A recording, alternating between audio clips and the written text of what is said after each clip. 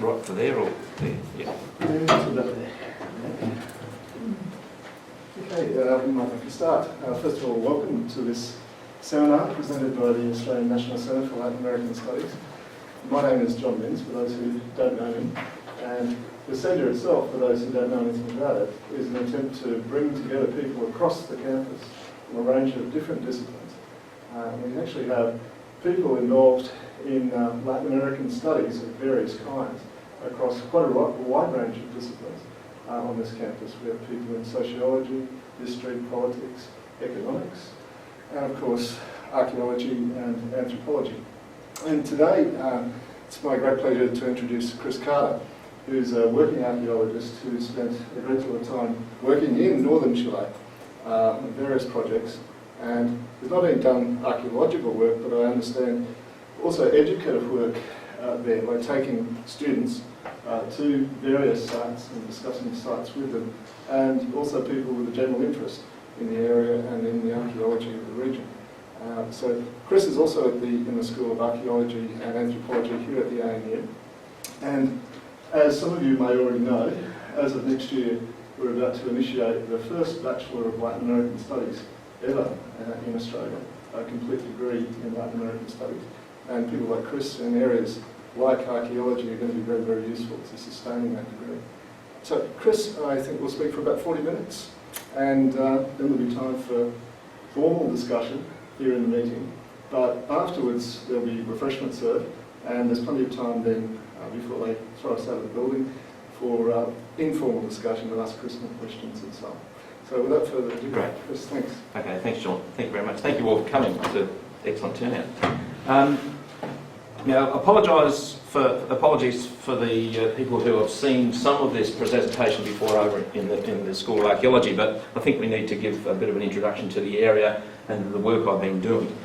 I will go through that reasonably quickly. It's virtually a slideshow of the area, because some of you may not be familiar with Chile at all, or the northern Chile, the Atacama region in particular. But I'll also briefly cover the aims of my project, which is probably a bit more than I could chew at this present time, and so I think I'll be there for virtually the rest of my life, the way things are going. We're talking about one of the driest areas on Earth.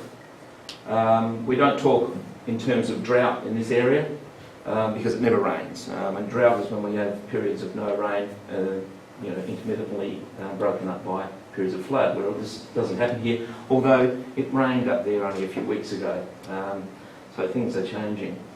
What is surprising to many people is that this area has been settled for over 12,000 years. There's new work being done, particularly in southern Peru, and there are some new dates in northern Chile that actually go back to in excess of 12,000 years ago, to the late Pleistocene, which is quite early for this particular region. Of course, we will see the photographs in a minute. So occupation, wherever it is restricted to areas where there's plenty of water. And what we have here is a limited terrestrial resource base, but an abundant marine base. The Humboldt Current, which we'll talk about in a minute, actually flows past this area, and it's one of the richest sea lanes in the world. We also have agriculture becoming a very, very important part of the economy a little later, and you wonder why or how that can occur, because we have no water, but there is plenty of water coming in from further afield from the mountains. And we have the cultural groups that many of you may be familiar with, and that is Tiwanaku and Inca, arriving towards the latter period. What I'm particularly interested in is the prehistoric economy and how that is based, because the literature covers the marine economy, the marine resource base, but I think it really only pays scant attention to a lot of it. And I intended to go into a little bit more depth to actually define what is a marine economy, and then look at the causal factors that related to change and diversity in that economy. We mentioned agriculture and the arrival of staple crops such as potatoes and corn and beans and squash, etc. The native natural resources from inland, or the Central Andean region. So how did that impact on an area that was really based on a marine economy?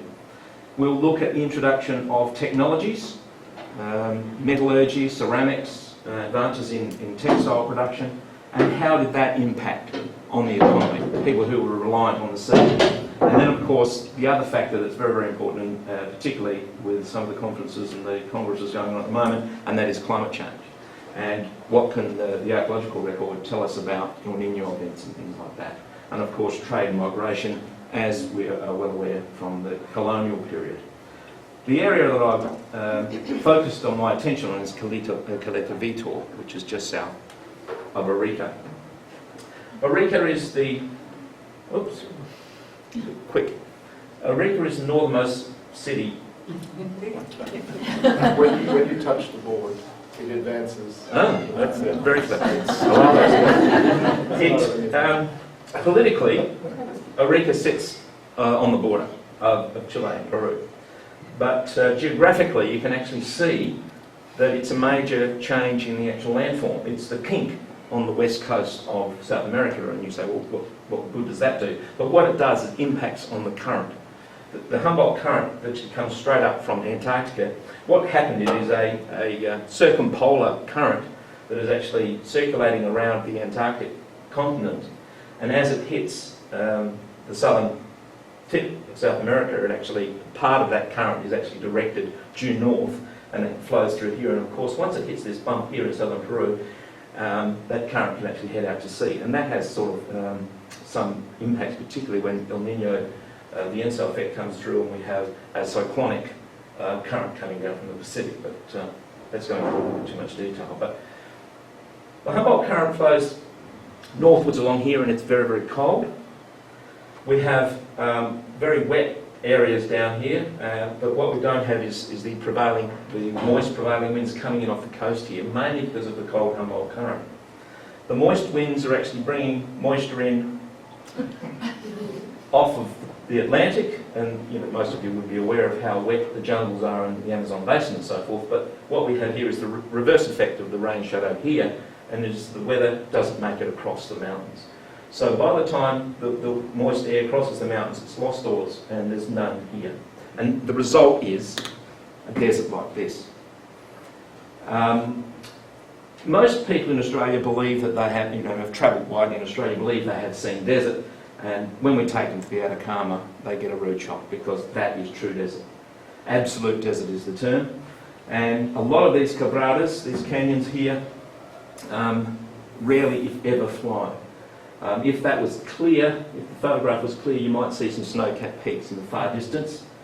And when that snow melts, or if there's some of the rain actually falls on the western slopes, sometimes these quebradas can actually flow. But this one, and I don't even know which one this is, flows very, very rarely. However, some of the others actually flow on a regular basis. And this flow, in many cases, is subterranean. This particular quebrada, this particular canyon, has water that's visible, surface water flowing for some months of the year, and then in some areas of the canyon. So it's actually subterranean in some areas and surface water in others. But you can see there's actual vegetation growing in these valley floors. And in fact, there's sites here with early Holocene agriculture being practiced through that area. But the other striking part about the desert here, it continues all the way to the coast. Even in Australia, generally, it's a little bit more fecund, the landscape is a bit more vegetational, some vegetation on the coast, whereas here we have none whatsoever. Now, this is Arica, a city of about 180,000 people, and this is located about 10 or 15 kilometres south of the border, and this particular feature here is the far northern tip of the coastal mountain range. The main Andean range is actually the high peaks is the eastern border of Chile, and we have a coastal range that starts at this point, literally starts here, because further north there's a coastal plain, and it continues all the way south to in Patagonian Chile, where it disappears under the sea and becomes a chain of islands. Now that's very, very important, because this photograph here was taken from the top of that peak, and you can see what the coastline looks like as we head south.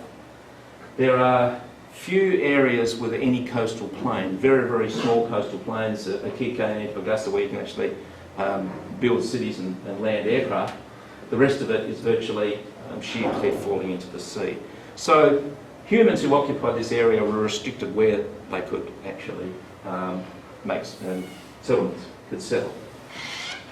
The evidence of the very, very first settlers is, and it's obvious for its use in harvesting the sea, spearing fish, catching fish, and actually harvesting shellfish. There's a chop made out of a sea lion rib, and it's used for levering abalone type species, the local conchaletas, and put them in these bags.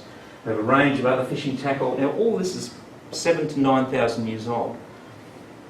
Due to the aridity of this region, preservation is actually perfect in many cases.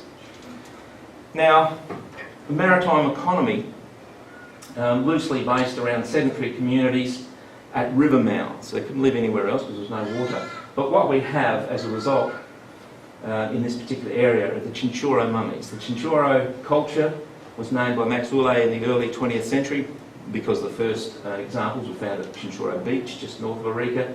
And these mummies, as stated here, the oldest artificial mummies in the world, in excess of 8,000 years. So they outdate the Egyptian mummies by several thousand years. They're very, very fragile, but they're very complex, the mummification process itself. So 7,000 to 5,000 years ago, we have what we call the black mummies. Black because they were used a manganese paste in the finish. Some of these are painted and some of them are very, very complex. The majority are not in as good a condition as this because when you excavate them, they are usually in good condition, but once you move them, they just fall to pieces, literally disintegrate. They're not all done the same way. This one was actually wrapped in a feather cape. The feather's actually still adhering to the skin of the pelican that they were removed from. And it's bound up, and in some cases they're almost like the Egyptian bandaged mummy, using bird and animal skins. A later phase, manganese paste perhaps was difficult to find, and they were using an iron oxide, a red paste. And so we have the red mummies coming in at about 5,000 years. There's quite an overlap. In some areas there's the reds and blacks found in the same place. So there was an overlap for some time. And then the last mummies were just coated in mud and left in the cemetery, left in the ground, whereas the blacks and reds were quite often placed in houses or in settlements for a while. The big difference between these and the later mummies is that these are all extended. They're laid out in the grave. About 3,500 years ago, a new cultural group emerged or arrived in this area, and they placed all their mummies in tombs. They were flexed and generally tightly bundled up in textiles. That was a major cultural shift. Just covering some of the work that we've done over the last few years. In 2004, this is a building in central CBD of Arica. That's the for sale sign on there. The building was purchased by an architect/developer who wanted to build a restaurant boutique accommodation on this site. He dug a hole in the backyard to see how deep his foundations would have to be. And at this point here, where he dug his hole, he chopped 4 mummies in half. But to his credit, he telephoned the museum and said, well, I've got all these mummies in the backyard, do you want to do something about them? So they came down and started excavating, and they found 50 plus mummies. There's hundreds, because that's the hole that was actually excavated by the builder, and there are layer upon layer of mummies below that. So this whole backyard is actually full of mummies. I won't go into it, it's a long story, but it ended up, this developer ended up giving the land to the university, and then the university got hold of some land to give him, and he built his restaurant elsewhere, and this is now a museum.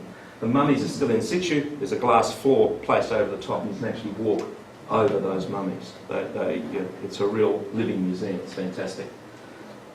Very much worth seeing. In a similar fashion, in 2005, about 150 metres away, we were asked to assist with the salvage where they were building a swimming pool. and because they started finding mummies in the backyard of this hotel, and it's a bit hard to see, but there's mummies in here, there's a skull there, and so forth. So over a period of a few days, because we didn't have any time, we removed something like 18 mummies from this area. These we couldn't leave in situ because the builders wanted to put the swimming pool in, and they were a lot less generous than the other developer. And so here we see these Chinchorro mummies wrapped up in red bundles through that area. You can see here, these are naturally black-haired people. So there's red hair dyed there.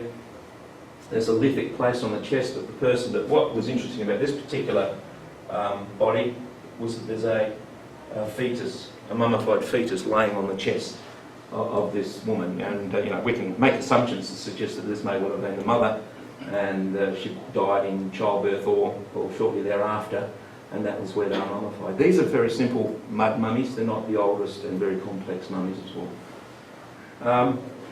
But there are degrees of mummification here. This particular one, we moved these cobbles. The head was actually supported on either side by a cobble, and it wasn't until later that we realised that there was actually a cape of feathered pelican skin and feathers laid over the face in the cobbles, so that the body was placed in the ground and then this cape was placed afterwards. As I said, we didn't realise it until a bit later. What I found interesting and warranted further study was the amount of food remains that we found in amongst these burials.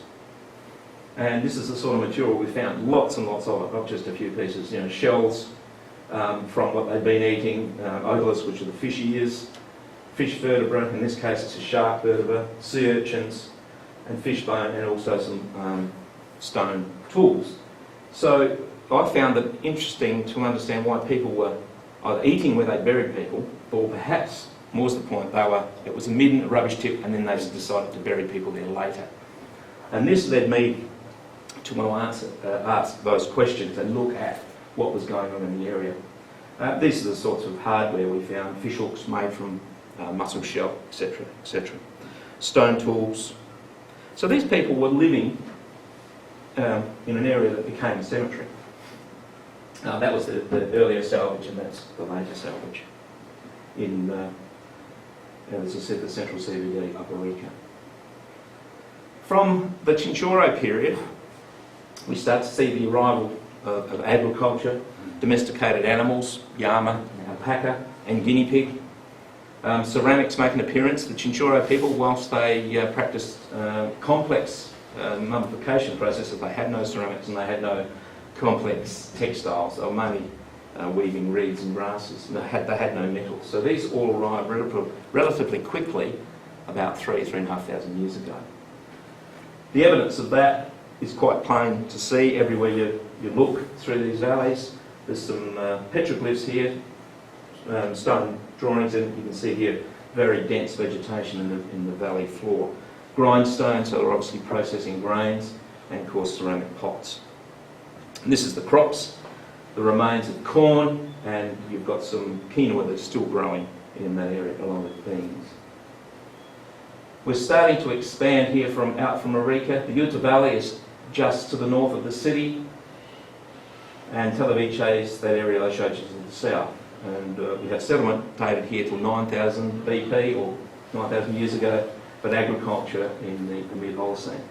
Utah 13 is a site that we excavated in 2008 on the Utah Valley, and whilst this looks very desolate, in amongst all those stones, and this particular grouping of stones just here, is in fact a settlement, and we have remains of corn there that's just recently been radiocarbon dated 4,000 years ago.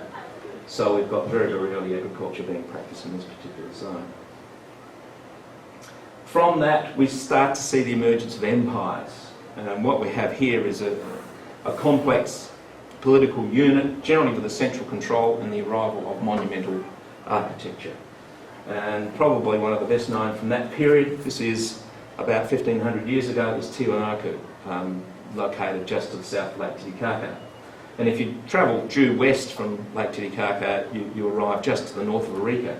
So if they were to expand their empire or their political control to the west, Arica would certainly come under their boundary. And they certainly expanded well into northern Chile down to as far as San Pedro de Atacama. We excavated this site in 2006, 2007. This is the Utah Valley and the river where it flows into the Pacific. You can see here it's quite a large area of vegetation, so there's subterranean water. And we looked at the Ponderosa and the Chattahoochee sites. And what we found there was a Tiwanaku cemetery, and it had moderate disturbance because it's located on Army land, but also the Army used a lot of it there for their own ends. We surface surveyed human remains found on the site, and then we actually started to locate tombs, and we excavated several of these tombs. These are excavated into very, very hard soils and then lined with river cobbles. And then the bodies are placed inside. In this case it's deteriorated, it hasn't been mummified to any degree, but we start to see evidence of what was going on there. In this case maize cobs, so this was part of the farming community. This is a foot that was actually belonged to that body that was in the tomb, and it wasn't until sometime later that I realised that this toenail, the large toenail, is actually beautifully manicured, pedicured, whatever the term would be, which I find rather unusual for someone who is living in the middle of a farming community. One would imagine that some hard work would have knocked that toenail around. So we've actually got some stratification in society here, leaders who would not actually have to go out and do the work. And they took great pains to keep themselves neat and tidy. We have a comb here. Some would argue that it's actually a lice comb, very, very fine, made out of cactus spine. And I actually had some hair samples sent over last year to do some work here, and some of the samples actually had lice on them, so you can see good use for a lice comb. And you can see here, we can see the samples of hair that was found in the tomb, very, very elaborately braided. So appearance was very important to these people. And dehydrated corn cobs. And this is what when we cleaned the tomb out, you can see it's actually very, very well made. Paved walls and the paved floor. And what I find interesting is that the gaps, because these are round cobbles, are actually stuffed with corn cobs. Corn cobs are indestructible, as we all know in our compost heaps, but also rodents don't like chewing through them because of the cellulose, and so they're actually very, very good. So what we ended up deciding that this perhaps wasn't built as a tomb, but built in fact as a silo, and was actually used as a tomb later. And then, this is the cranium that was actually located next to that pit. Someone had actually robbed the tomb and pulled this fellow's head off. We know it belonged to the tomb because the actual mandible articulated on this particular cranium. But the following year we excavated a kolka, which is a silo, a pit, only very, very short distance away. There were human remains in here, scattered. But we also, once we got to the bottom, there was a large deposit of corn. So it's likely that all of these features throughout this area were actually used as silos. So we're looking at extensive agricultural production and trade. And this whole area is just studded with what we believe are these kolkas and silos. And then, of course, after the demise of Tiwanaku, we see the rise of Inca in the 13th and 14th century, and they expand into northern Chile. This is what most people recognise as belonging to the Inca, the monumental terracing in the central Andean or the Cusco Valley, and then some of these beautiful Inca architecture that you see in the high Andes. We don't see that in northern Chile, but the Inca presence is everywhere to be seen. And this is the Tambo Zapohuira, about 170 kilometres inland from Arica. You can see it's a very simple stone structure when compared to some of the fine stonework in Cusco, but it's in fact located on one of the main north-south Inca highways, the Capacnan. So it's a very, very important site as far as the Inca trade was concerned. And here's some of the actual Capacnan here, a paved highway moving through the mountains. The Inca built in excess of 20,000 kilometres of roadway, and that is through Bolivia, Argentina, Chile, Peru and Ecuador. And there's a major project ongoing at the moment involving those 5 countries to have the Inca trails listed on the World Heritage Register. And Chile certainly plays an important part in that because there's several thousand kilometres of trail through that And what you'll find as evidence of Inca settlements, this is Moyopampa in the Ute Valley, about 25 kilometres inland, is certainly nothing like what you'd see elsewhere. But these are the remains of houses, and then when we look at the pottery, it's typically Inca. So there's no argument that the Inca were there in quite some number, but not necessarily as a colonial power. So we've got the earliest dates from the late Pleistocene, and we continue right through the arrival of agriculture, Tiwanaku and Inca, all within this area. When we look at the radiocarbon dates, we have at the moment the oldest dates that have been published are these two quebradas in southern Peru, not too far to the north of Arica, only 100 kilometres or so.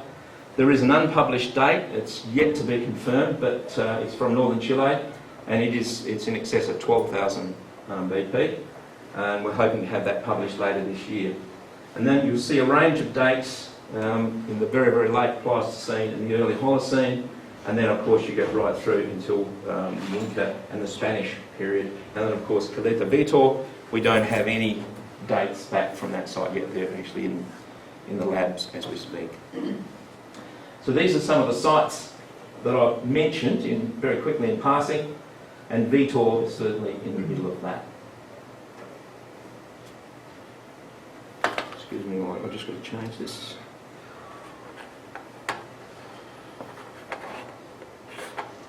Is that the wrong one?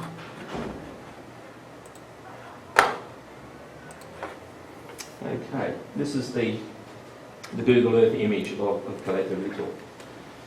You can see, what you can't see is the actual topography, and I'll show you some photographs in a minute to give you some idea. But this quebrada, there's, I wouldn't say intensive, but there's rather large scale agriculture being practiced along much of the valley floor. It's quite narrow. You actually have to go some way inland to find the huge commercial crops, but they're still cropping tomatoes, melons, beans, etc. The water is probably being pumped out by the irrigators about 20 or 30 kilometres inland, so the natural flow has been interrupted. But what you can see is standing water here in a lagoon. I haven't seen it there, and this photo I think was dated 2004. So we do know that standing water is there. This vegetation is always very lush and green, and that's the vegetation here.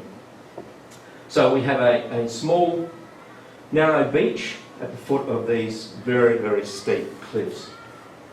This is the remains of a copper mine that was in the early 20th century, was quite active. This is all the processing slimes, and we have no idea what was going over there archaeologically, but we'll cover the rest of it later. You can see these cliffs are quite dramatic. Photographs, video, it really doesn't do it justice, because what we're talking about, altitudes here are 600 metres above sea level, and some of these here are 800. There's nothing comparable to that anywhere here in Australia. In a very, very narrow foothold along the base of those cliffs. This is looking back from a cave, and if anyone can see, some of that's Linley Wallace in this cave. So there's a series of caves here looking back on the coast. So you can see to the north and to the south, it's quite difficult to get along the coast. You can actually only go a kilometre or so along the way. And that's virtually from that cave looking around. So it's a very, very narrow strip of land. You can hardly call it a coastal plain. That's looking back again from what they call the Caleta. This is an old jetty, and this is where fishing boats will tie up. It is the only sheltered area in this particular zone. And that's as far as you can actually walk, and we're talking very, very deep water.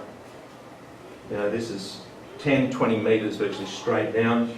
I've seen a large Navy patrol boat actually pull into this little cove. I'm going into this detail so you get some idea of how the people would have interacted with their environment to actually survive. This is taken from the back of the beach looking straight up the Quebrada. And that's from the southern flank, again looking up the Quebrada, and you can see there's a lot of water coming up. It's all subterranean, but it supports quite dense vegetation. And this is some of the other topography. We have basalts And then we also have limestones and sandstones. So geologically it's quite diverse. And then once you get inland, of course it's very, very dry. And you can imagine how difficult it would be traversing this landscape. North and south, east and west, which way would you go? You travel north and south, you've got to climb up 400 metres of a very, very steep hillside, and then you have to travel 25 kilometres before you hit the next stretch of water, and virtually the same heading south. You've got water all the way if you move inland, because you can follow the Cabrera.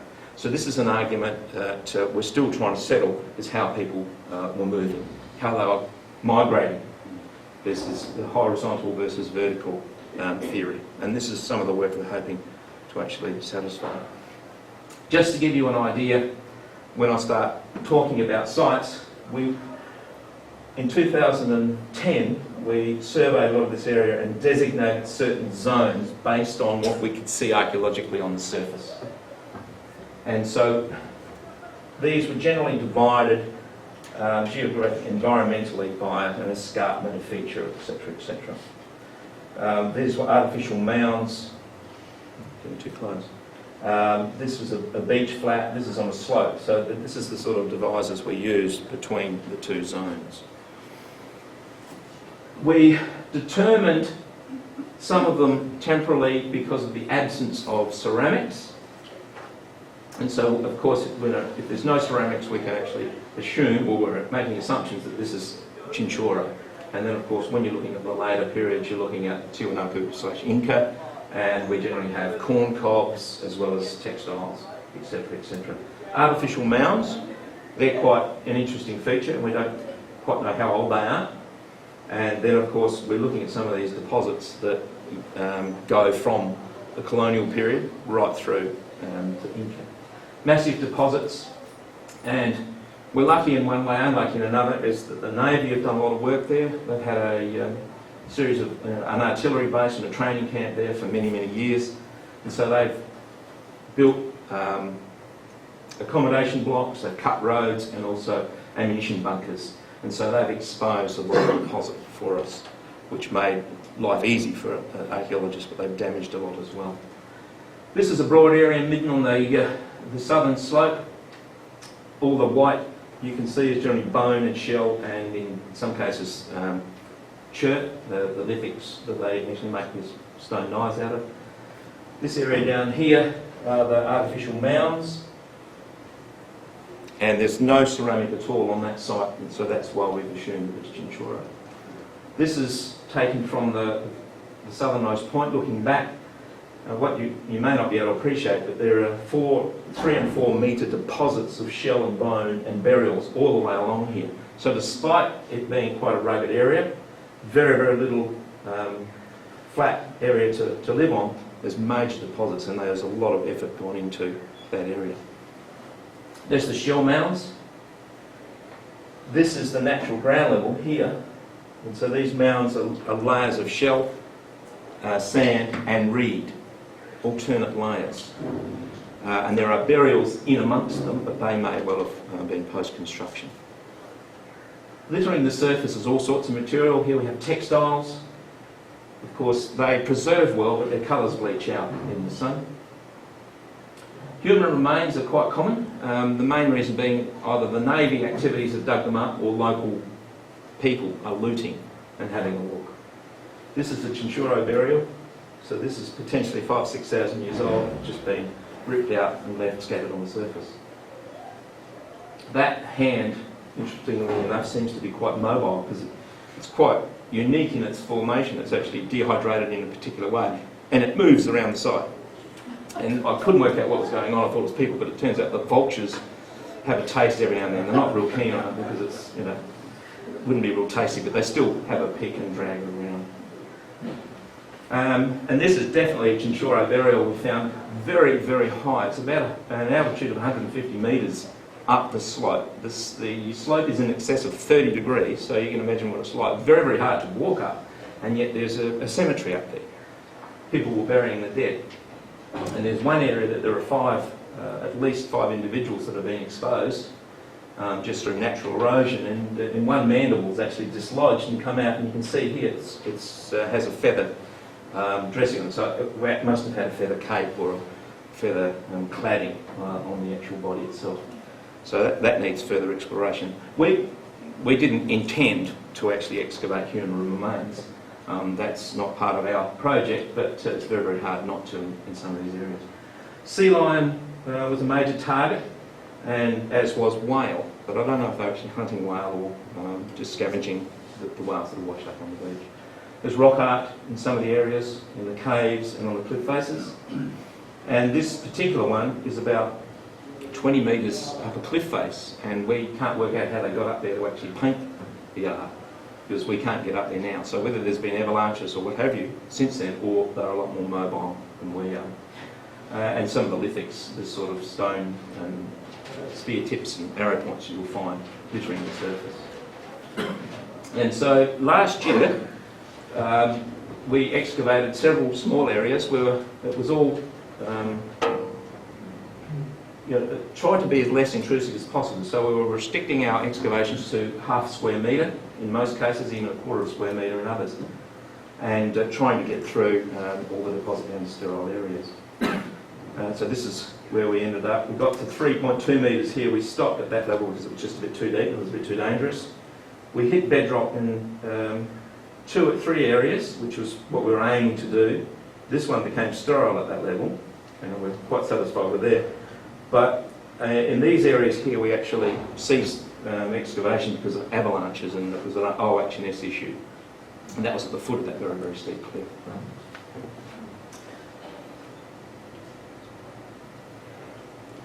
This is just a typical example of the deposit we were excavating through.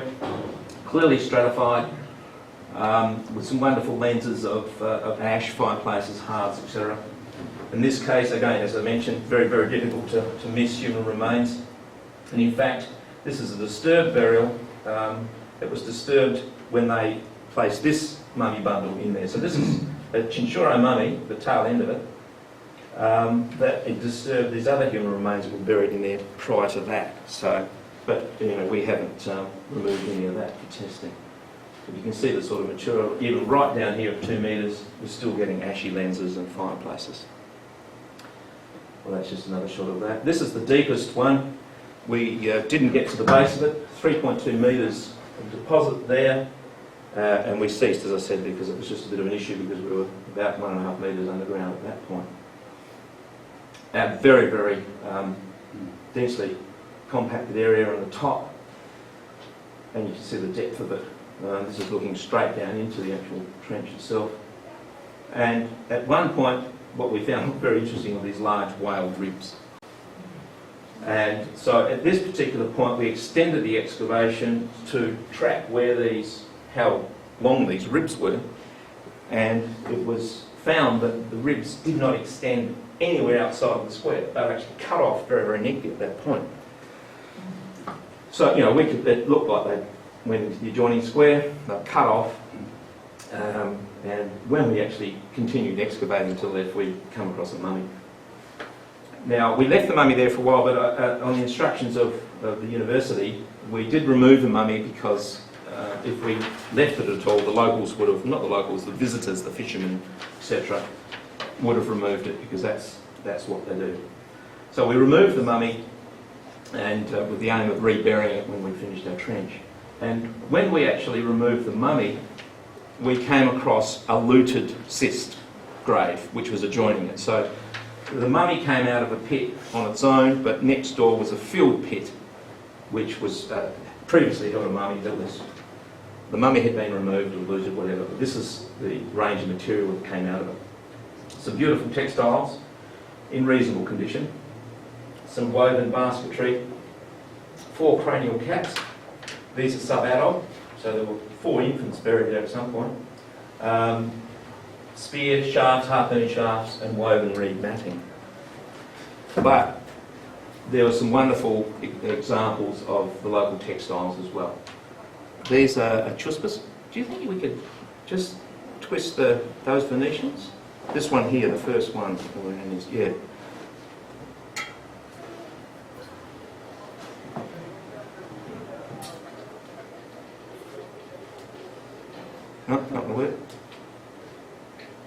Working?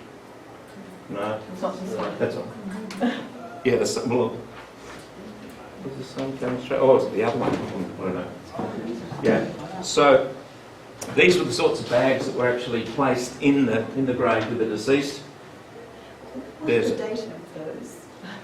Well, we haven't dated them yet, but we're aware of a mummy coming out of here that was dated 1578 because of a Spanish document with it. The type of patterns and the textiles used would say late Inca period. And we believe that this site continued on living in a traditional manner for at least half a century after the Spanish arrived. There's an interesting document that's now housed in the American Museum of Natural History that came from a tomb in this site here. You can see the bag's damaged. This is likely to have been damaged by rodents. This is just a small little bag here with a copper bead. There's a copper bead right there on it. So, and why the rodents go into them, that several of these bags actually one contained corn kernels. This one, in fact, contained a powder, a white powder, possibly a corn flour or a corn meal, and then other bags contained coca leaf. Now, coca leaf doesn't come from this area at all. It comes from the other side of the Andes, so it's several hundred kilometres inland.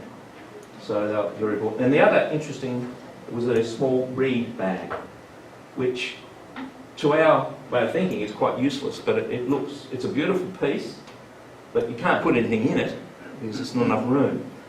So it may well have been manufactured purely to be placed in the grave, not used at all, not functional at all. Another interesting area here, come from the same area, is a set of arrows and a small bow. This is only about 600 millimetres long, and what is interesting is these are the composite arrows. They are a socketed wooden tip, so they're not tipped with stone. Ethnographically, they seem to be used inland anyway, not in this particular area, but inland they're used for hunting birds from close range, climbing trees, scrambling around on the rocks. So this may well be what this was used for. Some harpoon shafts. And this is the loose-headed harpoons that we use for hunting sea lions. A wooden spoon, and what we found really interesting was a macaw feather. Again, something that's showing contact with the jungle a long way away. And something that's I found very, very interesting is the presence of shark. We found shark regularly and in some of the early sites, and I've identified this species here to come from mako sharks, which are related to white pointers. So they're not a nice shark, and I wouldn't imagine they'd be easy to catch. So these sharks are probably in excess of 2 metres long. There's a lot of small teeth, but I thought these were, well, if you have a look at the teeth, they all look like they're from different species, but when you actually look at a jaw of a mako shark, these are the anterior and these are the lateral incisors. So, you know, they get really small towards the back, and these are the ones that grow forward, and these are a completely different tooth, but it's the same, I would imagine, the same species. And we're finding a lot of shark vertebrae as well. So they were hunting and or fishing and catching sharks of some size. This is another mummy that came out of a cyst grave just behind the other one. This was naturally disturbed through an earth tremor, and so again we didn't remove the mummy in this case. We removed some of the grave goods and then covered it up. I've since been back to the site and the mummy has been removed. So they don't last very long if you leave them there. This is just some of the other material we've excavated. So it's much more of the same. This is one of the more interesting areas, but for the wrong reason. What I've looked for ever since I've been visiting Caleta Vitor are residences. Where do these people live?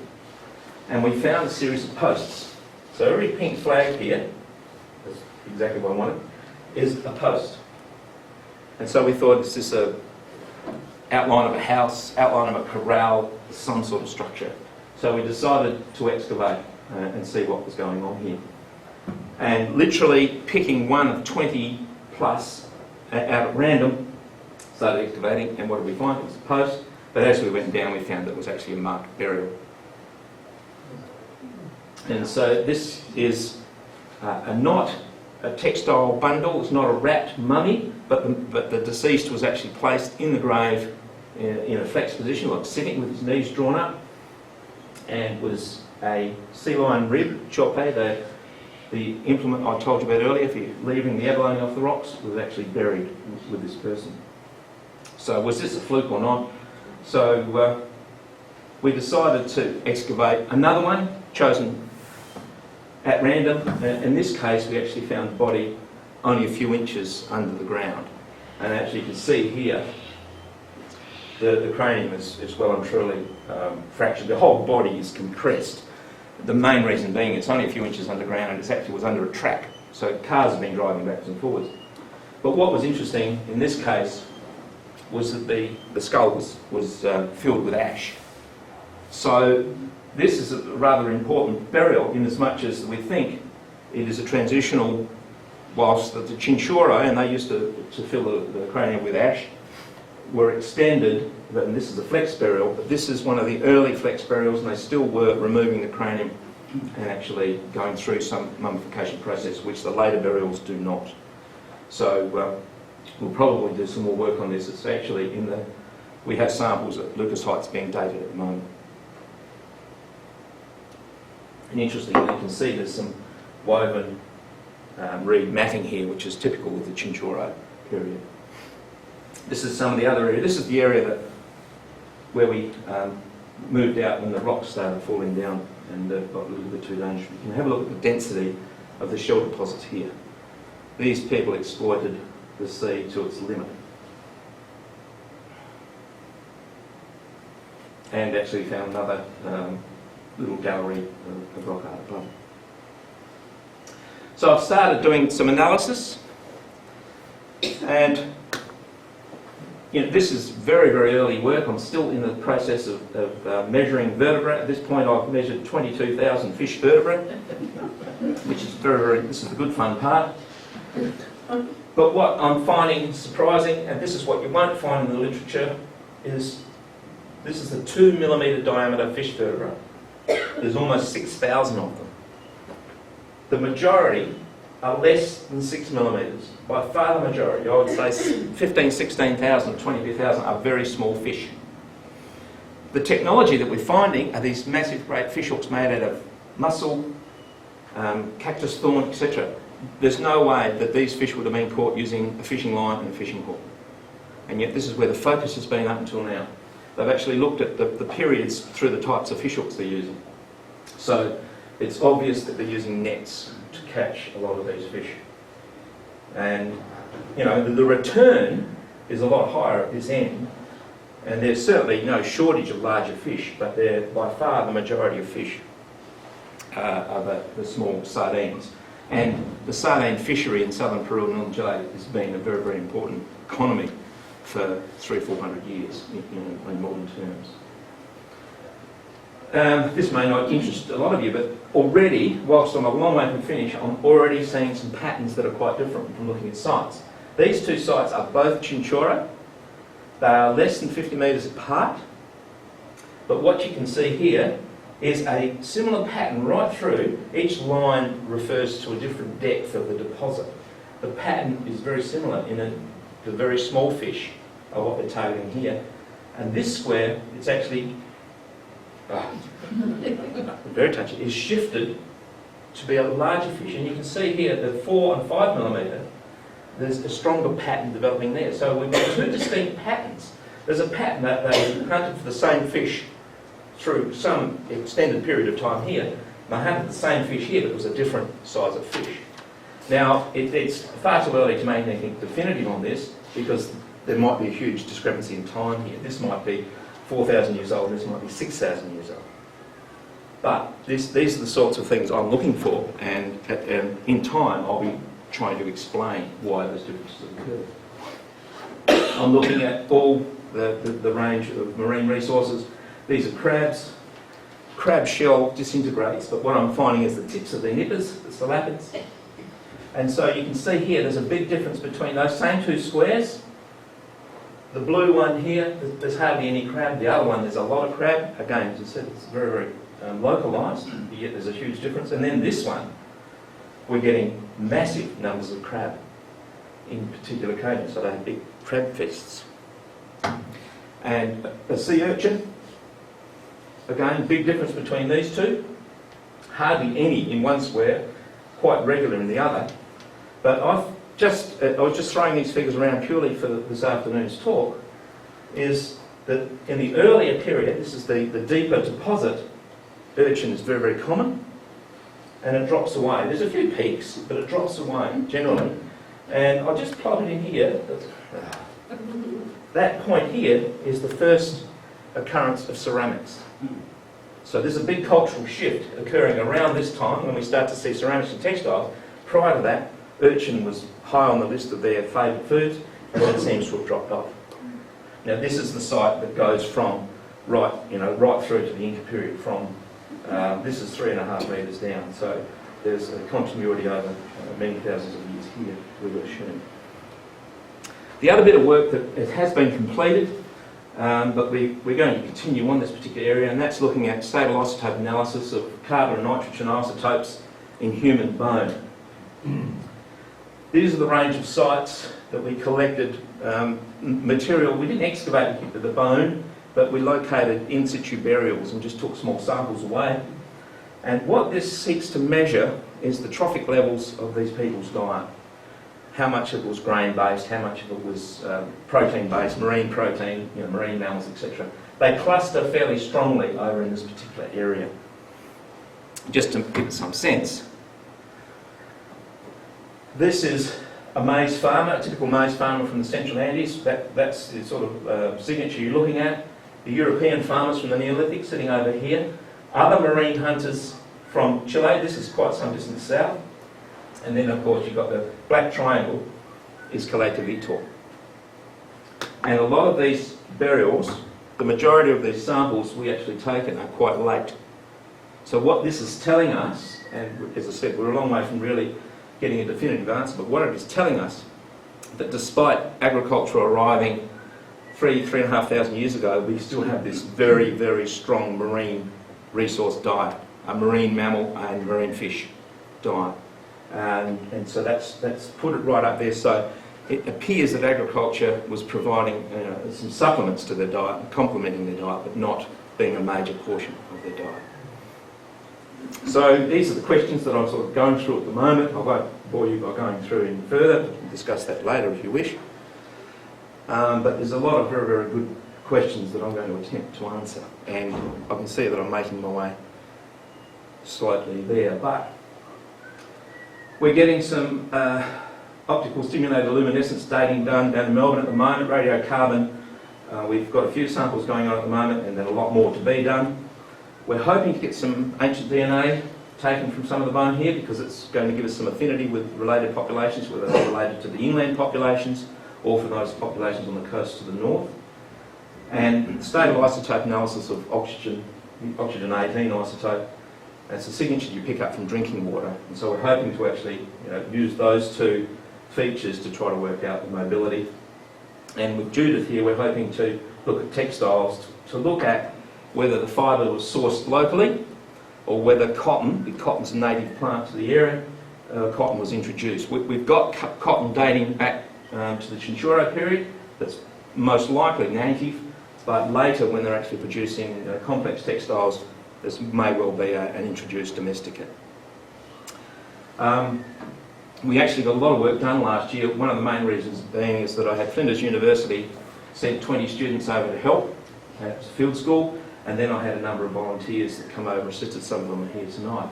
I wouldn't have got the work done without their assistance, and including my daughter.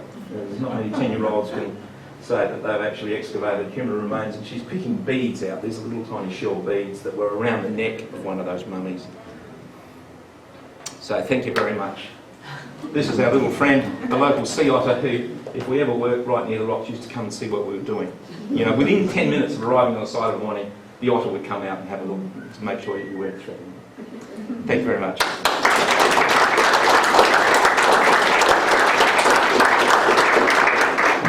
Thanks very much for that, Chris. That was a fascinating talk. We have some time for questions and discussion. Would anyone like to begin? Yeah. Chris, thanks again. The last bit, just quick, you know I'm an isotope person, so are you doing strontium as well? Strontium's on our Okay. dance card, but whether we get there or not, it's up to do with money. Yeah. Chris, was mummification standard burial procedure for all classes of society? Later, the mummification, when I say mummification, was actually just dehydration, but with some elite goods. So a lot of it, there was certainly some stratification present, but most people were buried. That might have just been a very vernacular piece of cloth. And then the higher ranking individuals, not so much on this site, mainly because we hadn't dug up the mummies, but some of the sites to the north had 20, 30, 40 mantles wrapped around them. Oh, okay. So that's how they designate them. Yeah. It's clear that not all people were mummified in the Chinchorro period, but it seems that fetuses, males, females, young, old, there didn't seem to be a definite class stratification there. But we don't quite know what the selection basis was there. No? Alright. Oh, I was wondering, you're suggesting earlier that there's a lot of movement up and down the Kedavras and Iraq, but does this mean that there is an influence, say, from those things like Paracas cultures and earlier than that, the ones up in Peru, and the way that the textiles and which is sort of 1000 BC. That's a question we're looking at. It's not to say that I'm ruling out movement up and down the coast. I think the movement up and down the coast, to make it quite easy, would be via boat. We have model boats from this site and other, so we don't have any archaeological evidence of the real boats themselves. There's ethnographic evidence, and the ethnographic rafts, the drawings of the rafts from the ethnographic pieces are identical to these little models we're finding. And these models are either grave goods or perhaps were toys. So they might have been moving up and down the coast, but I think the textiles come in from inland. The Paracas movement up and down, there's a stretch of coastline in southern Peru that's much like this. You can't, there's easy traversing. It's from Arica, 100 kilometres or so north, and then it becomes more difficult. So it appears that the textiles probably come in from inland around the Lake Titicaca Basin with Tiwanaku and things like that. And then, of course, there was local development. Between the Tiwanaku and Inca, there's definitely some local development in both the ceramics and the textiles. With the ceramics, were they manufactured locally or are they trade? That's a question that we would like someone to look at. Right. There's lots of clays in the river beds. I mean, this is the first time any detailed study's been done in this particular area, so we can't answer that question as yet. Someone wants to put their hand up, yes, but I had a student last year who was keen on the idea, but she's disappeared. But no, that's a question I'd like answered as well. A lot of the ceramics we're finding are very basic, vernacular, domestic material. We come across quite a lot of decorated fine ware, but you see it one day, if you come back the next week it's gone. People don't take the domestic stuff, but if anything's got any patterns on it or what have you, it's removed. Yeah, we see fishermen and local picnickers scouring the site every weekend.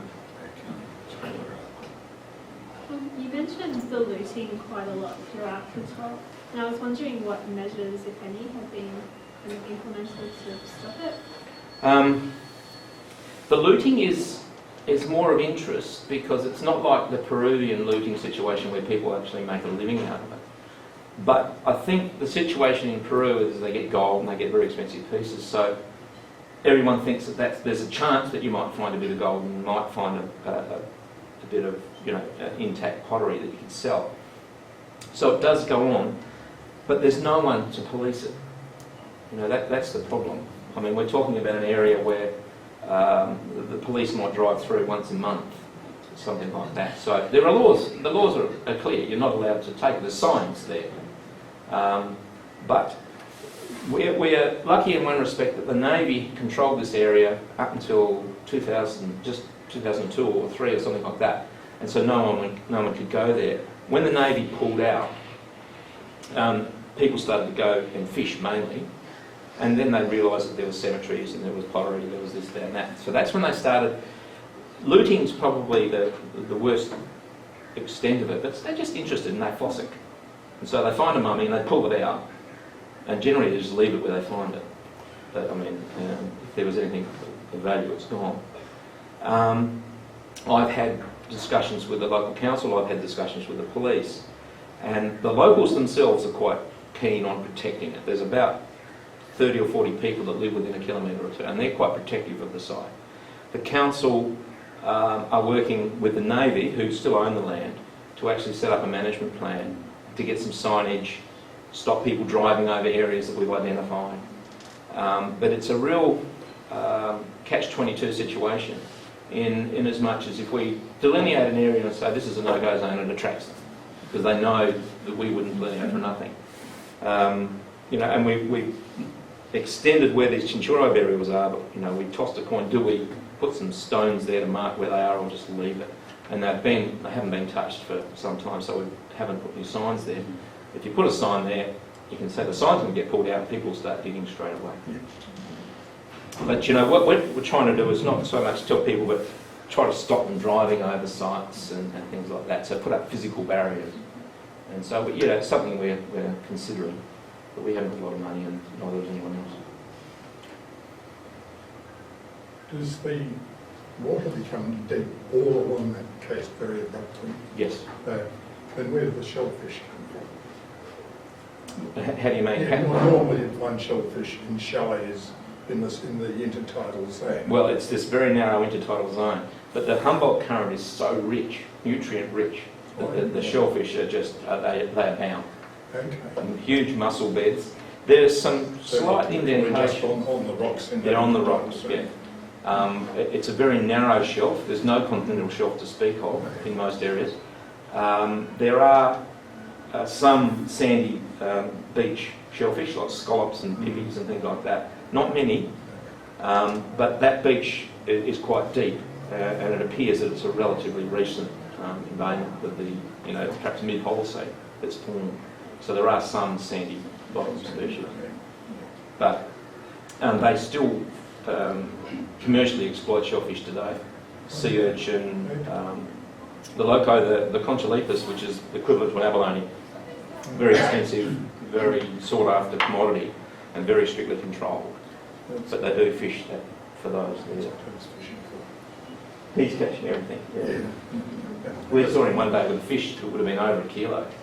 Yeah. And he sat and ate it in front of us. Actually, was that when you were there, Peter? He caught that big fish? I remember seeing it. Yeah, but Kalahera was climbing out on the rocks trying to take photos of this otter eating the fish. He kept getting swept off the rocks. Not Kalahera, the otter.